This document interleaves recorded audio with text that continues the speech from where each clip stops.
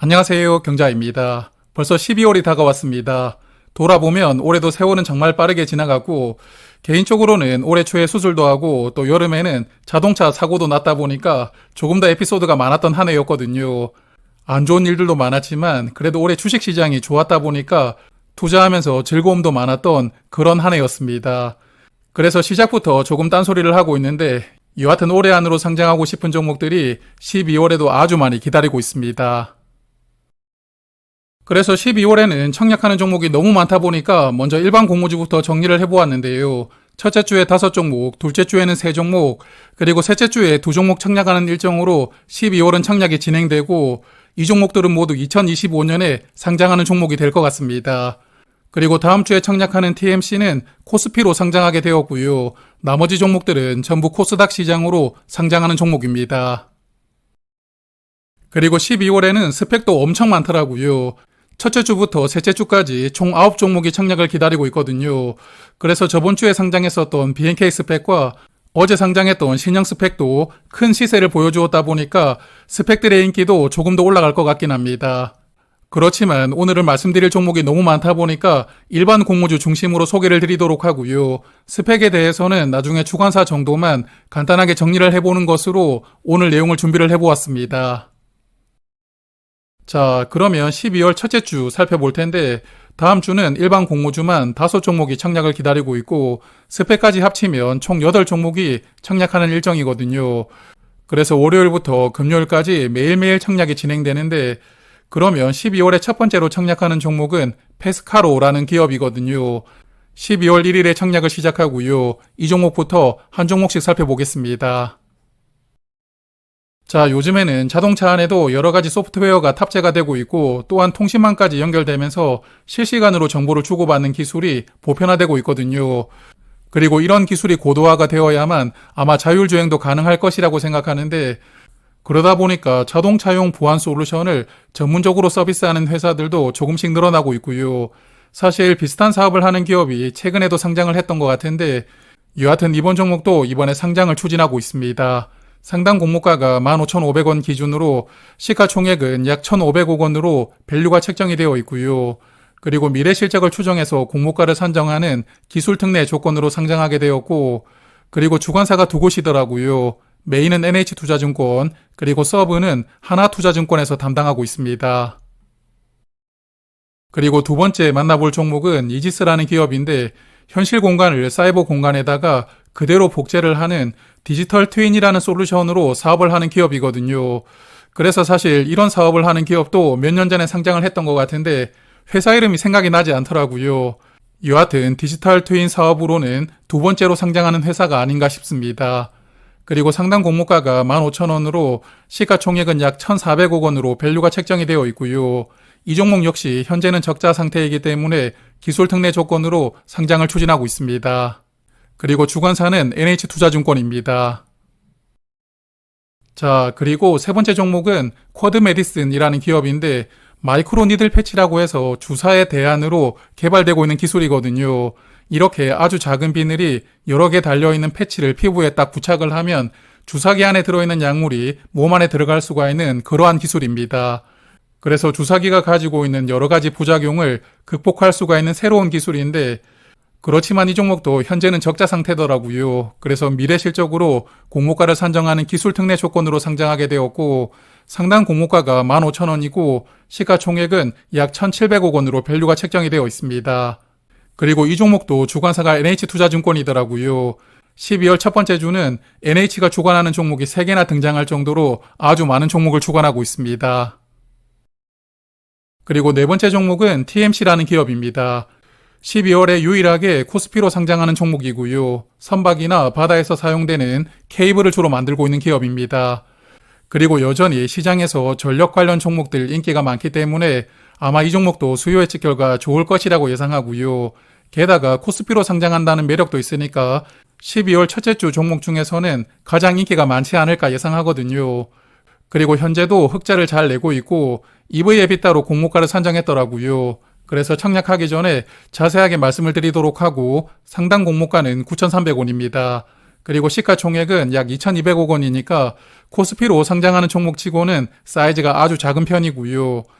그리고 유통물량이 약 21%밖에 되지 않으니까 유통물량 측면으로도 기대를 많이 받을 것 같습니다. 그리고 주관사는 미래에셋증권에서 담당합니다. 자, 그리고 이번 종목도 주목을 많이 받을 것 같은데 아크릴이라는 기업이거든요.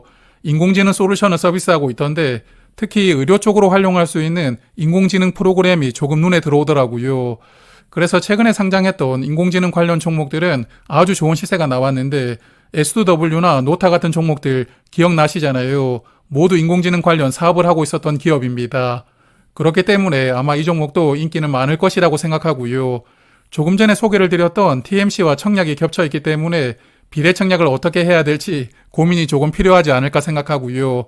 그리고 신한투자증권에서 주관을 담당하고 있습니다. 자, 그러면 이제 둘째 주로 넘어가겠습니다. 둘째 주는 세 종목이 청약을 기다리고 있는데 나라 스페이스 테크놀로지부터 매일매일 청약하는 일정이고요. 그래서 둘째 주도 청약이 많이 겹쳐 있게 되는데 그러면 첫 번째 종목인 나라 스페이스 테크놀로지부터 살펴보도록 하겠습니다. 나라 스페이스는 이번 달에 청약했던 비트로넥스텍처럼 우주 관련 사업을 하고 있는 기업이더라고요. 증권신고서를 보니까 주로 인공위성을 위탁받아가지고 제작을 해주고 있었고, 그리고 인공위성에서 얻어지는 여러 가지 정보를 판매하는 사업도 하고 있었습니다. 그리고 상당 공모가가 16,500원으로 시가총액은 1,900억 원으로 밸류가 책정이 되어 있던데 이 종목 역시 적자 상태로 상장을 추진하고 있더라고요. 기술 특례 조건으로 상장을 추진하는 종목이고 주관사는 삼성증권입니다. 자, 그리고 다음 종목은 RG노믹스라는 기업입니다. 저번 달에 한번 소개를 드렸던 종목인데 청약이 12월로 넘어왔고요. 질병으로 인해서 문제가 생긴 유전자 그 자체를 치료하는 신약을 개발하고 있더라고요. 그래서 신약을 개발하는 바이오 기업들처럼 이 종목도 기술 특례 조건으로 상장을 추진하고 있는데 상단 공모가가 22,500원이고 약 3,000억 원으로 밸류가 책정이 되어 있습니다. 그리고 주관사는 두 곳인데요. 삼성과 NH에서 공동으로 주관하고 있는 종목입니다. 그리고 둘째 주에 마지막으로 청약하는 종목은 삼진식품입니다. 한국말로는 어묵이고 일본어로는 오뎅이라고 부르는 제품을 만들고 있는 기업이고요. 개인적으로 이 회사 오뎅을 좋아하기 때문에 자주 사 먹고 있거든요.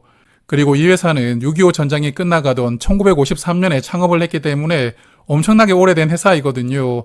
이제서야 상장을 추진한다는 게 조금 특이한 부분이고, 그리고 현재 흑자를 잘 내고 있더라고요.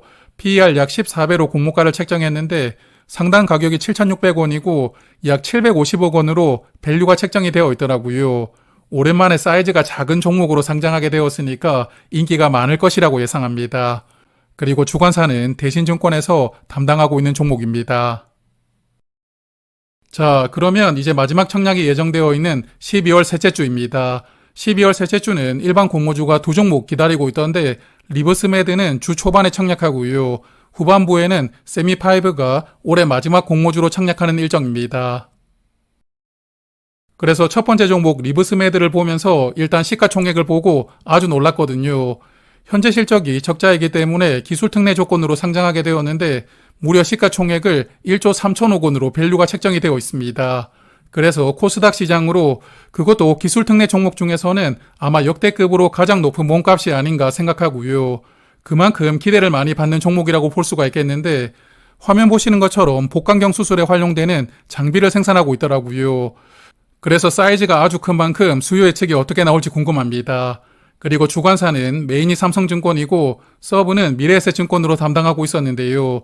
여하튼 12월에 상장하는 종목 중에 유일하게 시가총액 1조 원이 넘는 초대형 사이즈이거든요. 수요 예측에서 좋은 결과를 받을 수 있기를 희망을 해봅니다. 그리고 올해 마지막 공모주는 세미파이브라는 기업입니다. 반도체를 개발할 때 팹리스와 파운드리 중간에서 업무를 조율해주는 디자인 하우스 기업이고요. 아직 흑자를 내지는 못하고 있던데 이 종목도 밸류가 상당하더라고요. 상당 공모가 24,000원 기준으로 시가총액 약 8천억 원으로 상장하게 되었으니까 일단 기대는 조금 많이 받는 기업이라고 볼 수도 있겠지만 여하튼 이 종목도 수요 예측이 조금 궁금하기도 합니다. 그리고 흑자를 내지 못하고 있지만 기술 특례 조건이 아니라 이익 미실현 기업 조건으로 상장을 추진하고 있더라고요. 그래서 6개월 한매 청구권이 부여가 되어 있고 그리고 주관사는 삼성증권에서 담당하는 종목입니다. 자, 그러면 이제 주간사를 조금 정리해보면서 오늘 내용을 마무리하겠습니다. 12월은 삼성증권과 NH투자증권이 각각 4종목씩 주간을 담당하는데 1주차는 NH투자증권, 그리고 2주차는 삼성증권이 대부분의 종목을 주관하거든요. 그렇기 때문에 이 두 증권사는 필수라고 생각합니다. 그리고 나머지는 미래에셋이나 신한투자증권, 대신증권도 계좌가 없다면 여유가 되실 때 미리 준비를 해두시면 될 것 같습니다. 그리고 12월은 스펙 청약도 아주 많은데 제가 화면에 스펙 주관사를 한번 정리를 해두었거든요. 그리고 개인적으로는 1호로 상장하는 스펙들을 조금 관심을 가지고 있는데 키움과 메리츠에서 12월에 첫 번째 스펙을 상장시키거든요. 그래서 아무래도 증권사에서 처음 상장을 하는 스펙이다 보니까 상장일에 좋은 시세가 나올 가능성도 있고요.